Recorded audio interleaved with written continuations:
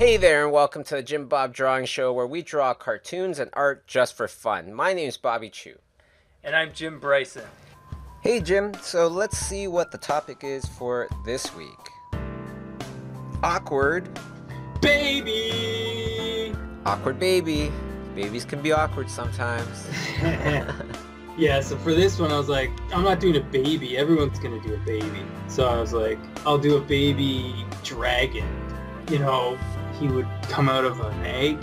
So maybe he pops out of his egg and then instead of breathing fire, he breathes a big cloud of smoke because he's not good at being a dragon yet.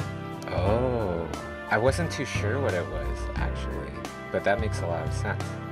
I did this before, and it was like a big drawing of an awkward baby hatching out of the egg in front of his parents. That looks awesome.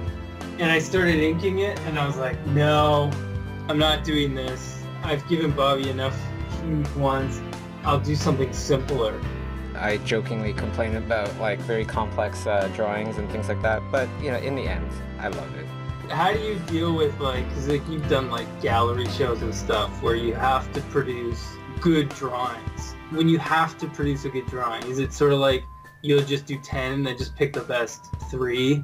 Yeah, that and I think procedure comes into play way more. You have to really make sure that you're not taking shortcuts. You're doing all the little methods, all the little steps, the multiple thumbnails, not just one, the multiple color keys, not just one, and so on and so forth to create the best thing possible. Pressure can definitely get to you with a gallery show, especially when people might be looking at your stuff for really good ideas.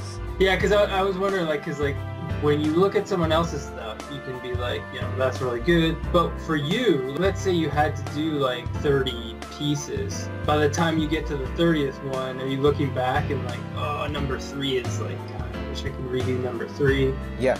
And then a lot of times I'll take it out. You know how some people say their art is like their babies? Yeah. Well, yeah, I guess in my case, if art was like my babies, I'm more like some sort of heartless insect with like 1,000 babies, you know? So survival of the fittest, people. Bringing it back to the baby theme. The only thing I did like about this one was the smoke. The last few, I've been trying to like do new things with the inking and like trying to get more texture into some of the objects, so I'm not super happy with the dragon, but the smoke I thought was cool.